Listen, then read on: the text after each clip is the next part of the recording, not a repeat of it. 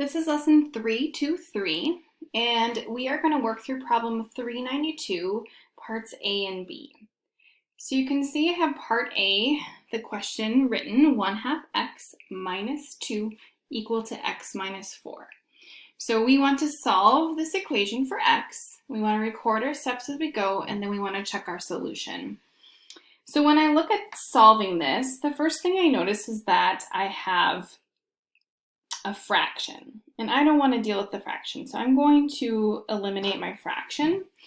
So what I'm going to do that is I'm going to multiply each term by 2, okay, or 2 over 1, because 2 divided by 1 is just 2. And if I multiply one term by 2, I'm going to have to do that to all of my terms.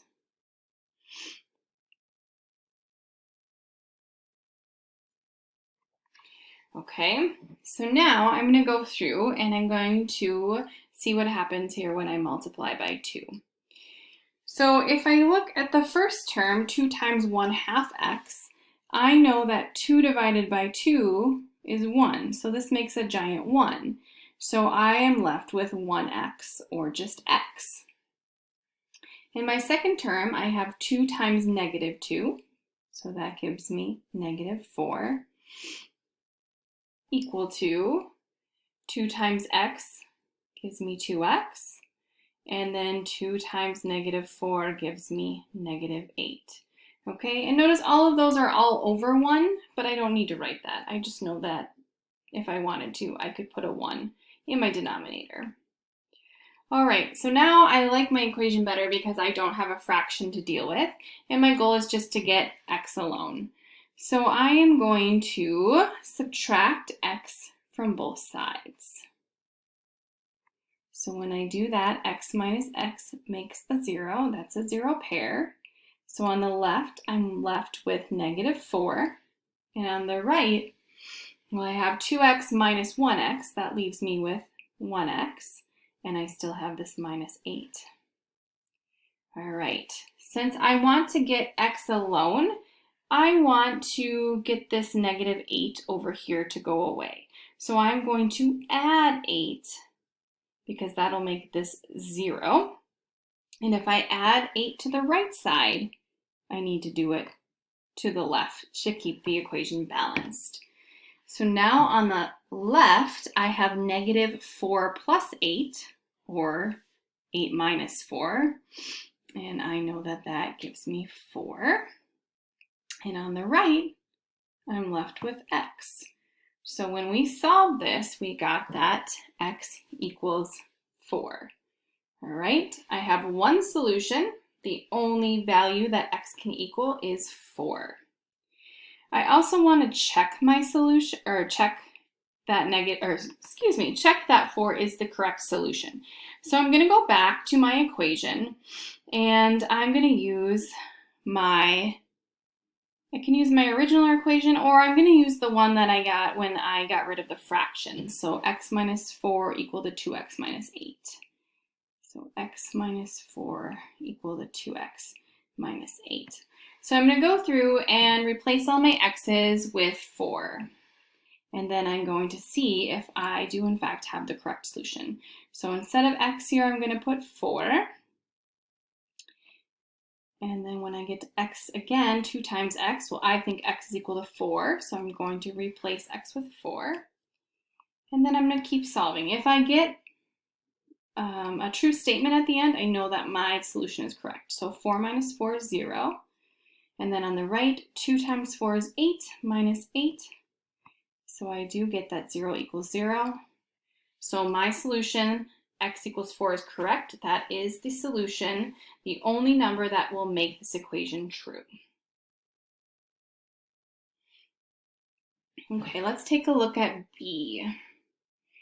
So B is 8 minus 0.25x equal to 0.5x plus 2. Okay, now when I solve this problem, I'm noticing that I have some decimals. So I am going to try to get rid of those decimals. I know that if I multiply by 10, that moves my decimal over one place to the right. If I multiply by 100, it is going to move my decimal 2 places to the right. And to get rid of all of these decimals, I'm going to have to go 2 places because I notice for this term, I have 2 numbers behind the decimal, okay? Something to keep in mind is there is a decimal behind this 8. It's just imaginary. We don't write it, but it's there. And there is one behind this 2, okay? So I'm going to go ahead and I'm going to multiply all of my terms by 100 to get rid of my decimals. All right, so if I multiply 8 by 100, we know that that is 800. Also moving our decimal over 2 places, right, would give us these 2 zeros. My next term, I'm moving my decimal over 2 places, which moves my decimal behind the 5. So that becomes 25x. Equal to, so 0.5x, now if I move this decimal over 2 places, okay, our decimal is going to be right in front of this x, and we have an empty spot, so we're going to put a 0 in there. So this becomes 50x, and then finally, if I multiply 2 times 100, we know that that gives us 200. All right, now that I've gotten rid of my decimals, this becomes an easier problem for me to solve. So now my goal is to get my x's on one side of my equation and my 1's on the other. So I'm going to start by adding 25x to both sides. So this makes a 0. So I'm left with 800 on the left, and on the right, 50x plus 25x gives me 75x. Plus 200. All right, so now remember that my goal is to try to get my x value alone. So since 200 is being added to 75x, I'm going to subtract 200 from both sides.